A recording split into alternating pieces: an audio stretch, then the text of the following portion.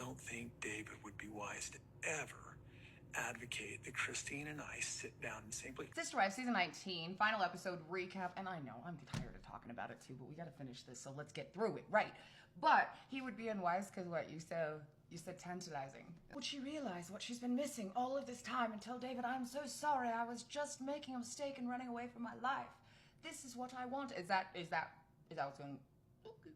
I wasn't respected as a sister wife. He thought that I was, what does he call it? Wife. What? Sorry. He said, what is that? Like I was, sorry, it's the funniest word. Yesterday we had talked about the camping trip and about how Kody, see, this is the thing, because I'm going to show you the clip from Robyn, but I'm sorry, I feel like it's playing in our faces, trying to imply that Kody is neither shallow nor vapid, because one thing that I didn't point out yesterday, in the clip where we showed the wives doing the makeup when they were camping and everything, everyone was like, why is Kody sitting with them? Because he was doing his hair. The saying that comes to mind is deep as the puddle, but I don't want to insult puddles, you know what I mean? Kody has this standard of wanting everybody to look a certain way and present themselves to the world a certain way. Is that important to him? I don't think so. I feel like that he's just like, I don't know. I don't feel like it's not a big deal. It's just, I think everybody's got their things, and I don't know I don't know. This is so weird because I feel like there's just like, they're bringing up things that I'm like, huh? What? I don't even... So this isn't the same guy that has said, well, don't be upset because I found a Diesel Jeans model, which if you look at the Diesel Jeans website, which is still a thing, I was shocked. Okay, but also, is this not... They did Robyn's makeup. I'm sorry. I know. It was magical. I can't get over that. Every time I look at that picture, I'm like, ugh. That's like the updated version of the pond clip, which I'm not going to show you today. I am feeling very, very generous. But you know what's kind of weird to me about this whole line of thought is a lot of people generally do care about looks. I'm not really like that because like personality will actually last. Your looks, that's fleeting. It's surface.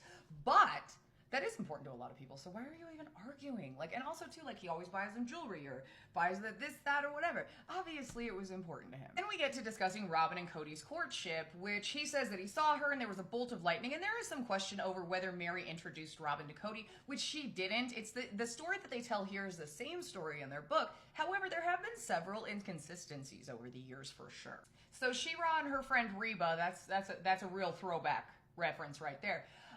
She-Ra and her friend Reba had gone to church. Robyn was going through a divorce, Robyn and She-Ra, and she had seen this man, and he was talking with a lot of other people, and then they locked eyes and the zooms. When they actually met and spoke the first time, this is what happened. I'm gonna get out of the way in a second, but basically, she saw him drive up with Meri in his white sports car, because that was like, that's just so important. You know, we go back to that vapid and outward appearance thing, right? But she was introduced that night to Kody and Meri through Reba, who was a friend of She-Ra. She-Ra was very displeased by this interaction also. There was a depth of connection that I do not believe I have ever had. Did you have an experience like that with Kody where he locked eyes with you and yeah? Like both of lightning? Yeah, straight up. That's what I think is so funny. Yeah, straight up in church. I am not kidding. In church, that's exactly what happened to me. Yes. Can you tell me? I saw him. Yeah, I saw Kody from across the hall, and my sister had been telling me about this guy who was really cool, and then we were at church and she's like, that's him right there. And I looked at him and I'm like, oh my gosh. I didn't know this, but Christine had a crush on another boy that night. She was just 19 and she was a romantic, but there was an undeniable spark between us. When I looked at her, I had a feeling, call it a sixth sense, that our destinies were interlaced. He used to wink at me. I remember the first time he winked at me. It was just so cute. I think he probably winks at everybody, but it was like, it was 18-year-old me was like, oh my gosh, he's so cute. He's never gonna like me. And then he did, and it was just really sweet, you know? And he made me feel like I was special.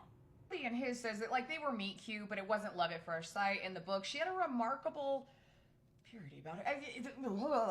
But he had a sneaking suspicion that they were soulmates when he looked into her eyes. People like him have the same relationship just over and over and over again.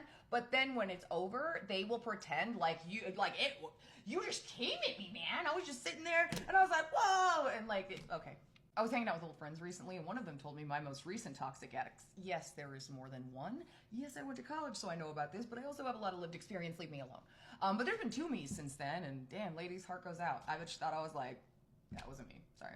Now, Janelle's entries are much more pragmatic because she's just not gonna like rewrite, and she sees things for how they are. Plus, she was just getting divorced, and she was also Kody's stepsister at the time. So there was like things that went into that. But I loved that she said this because I feel the reality of why there are short courtships is one, of course, it is inappropriate because you are married. But on the other side, if you had to spend that much time with this dude, you probably wouldn't marry him. Robyn and Kody had a very long courtship compared to the rest of us. It is not really appropriate for a married man to have a long courtship. So they actually courted, I think, for almost like a year. Which, hey, if I'd had a year with Kody, I'm not sure I would have married him, honestly. Ooh. So I might have seen him for a little bit more who he was, you know what I mean? Gotten sort of off the charm ride, you know, like the big charm, the big energy comes in with the charisma. That's very real because the reality of it is with people like Kody, I mean, it's not real, the love bombing, everything that comes in there. They can only keep it up for so long before that mask kind of slips in. Like, you'll see little things here and there that make you kind of go, oh. And then it starts getting worse and you're like, oh. But that takes a little while. See, the thing about it is with this, you actually could kind of see it from the beginning because just polygamy in itself, the fact that there's no equality, these women don't have the same rights as he does. They can't go out. Like, they have to sit at home every night alone. They're not allowed to go out and find somebody else. Plus, they're told they're going to go to hell if they don't do it. You know what I mean? It's not the Cooley McCoolerson situation he's trying to make it out to be. Then he says this. Polygamy doesn't work if you're going to actually fall in love. And you fell in love. I fell in love hard. Hard. I just have to break in here and remind you real quick that later in the episode he's like, no, I really love them. It's just annoying at this point. Honestly, like, it's just annoying. Like, stop, dude. See you at the next one, but Kody basically responds to that one in a nutshell. You know that sound on here? Like, it's BS. They made it up. That's basically it. I'll see you then. Have a good day.